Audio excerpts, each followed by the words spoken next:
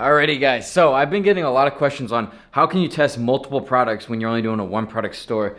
It's pretty simple, especially with branded one product dropshipping. This is really the only way you can test multiple products. Before, with the general one product dropshipping, you could, get away with just directing them straight to the product link. I never really recommended that myself, but with branded one product dropshipping, where the domain, the products, and everything is related to your specific product, you have to test on multiple stores at once. And sometimes this can scare people, like, whoa, what do you mean, Scott? Like, Shopify is $30 a month, that's not cheap. Well, in the grand scheme of things, it is cheap if you really have seen the results with dropshipping, or you know the possibilities. But that's besides the point. I just want to make this quick video on how you can test multiple one product stores at the same time. And I'll go through exactly my process of what I do when a product fails. It does take a little bit of work, but it's going to be worth it. So first off, I'm going to show you my stores that I did right here. I launched 3 stores on October 4th, and these are the current numbers I'm sitting at. So you can see this first store, it didn't do that well. I actually ended that on the 7th, it looks like. It only pulled in about $70. I think I lost about $50 or $80 on this one. And then this next store, this one is really popping off. Each product is around $3 to $4, so my profit margin has literally been just around like 40 to 50% consistently.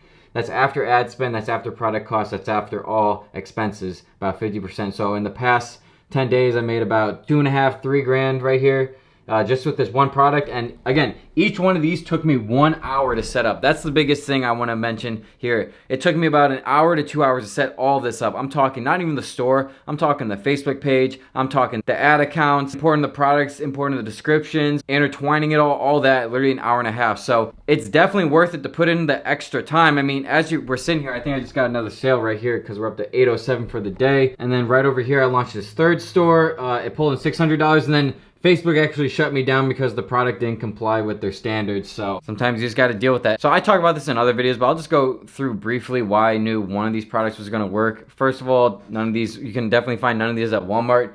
This one I've seen before, but I don't know if it was marketed well enough. It seems like it's been saturated. I can't get it. This one has been marketed before, but I did it with the branded one product dropshipping. That's why this was going to take off until Facebook shut me down, so I couldn't scale that. But this one, I knew for a fact that this one was going to take off because it's specific to a certain thing that is trending hard right now, like very, very hard. And I even went a step further. So most of these sales are coming from Facebook. It's hard to say. I mean, right here it says 94% of my social network referrals are coming from Facebook. But what I did was, there was a viral tweet going around about a product like this, and I just basically paid the guy $200 to reply to his own tweet with like, oh my God, guys, I found it. And it was that simple.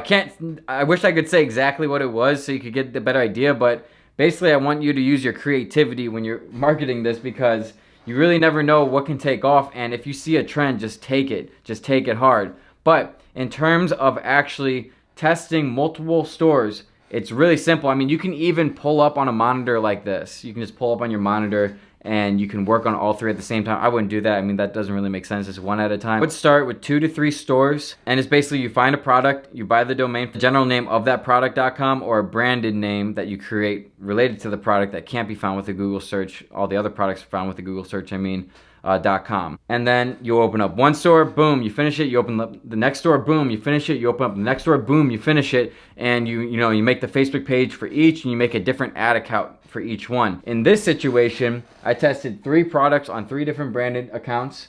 1 took off. So now what I'll do is, obviously I'll keep this. I don't need to do anything. It's already branded. Everything's cool. Now I'm going to take this store and this store with the same ad account, with the same pixel. You do not need to worry about messing up your pixel or making a new ad account or anything. It's like there's so low activity on both of these, it really doesn't matter. So now what I'm gonna do is I'm just gonna buy the domain for this one, a domain for this one, relative to the product I'll be testing on each one. And it's that simple. It's rinse, recycle, repeat until you get 3 stores that are doing these kinds of numbers. And then you might want to think about outsourcing. Honestly, you should really outsource. I haven't gotten there yet. I like being very hands-on with all my things, so I know exactly what's going on, and I can keep up to date for you guys exactly the techniques that are working the best. Yeah, it's basically that simple. It's just a matter of if you want to put in the extra work or not. But if you do, that is the best way to test multiple products at once with multiple one product dropshipping stores, specifically branded. But if you're doing general one product dropshipping, you might as well do this anyway. Like, I'm a strong believer in this. I'm a strong believer in the funnel.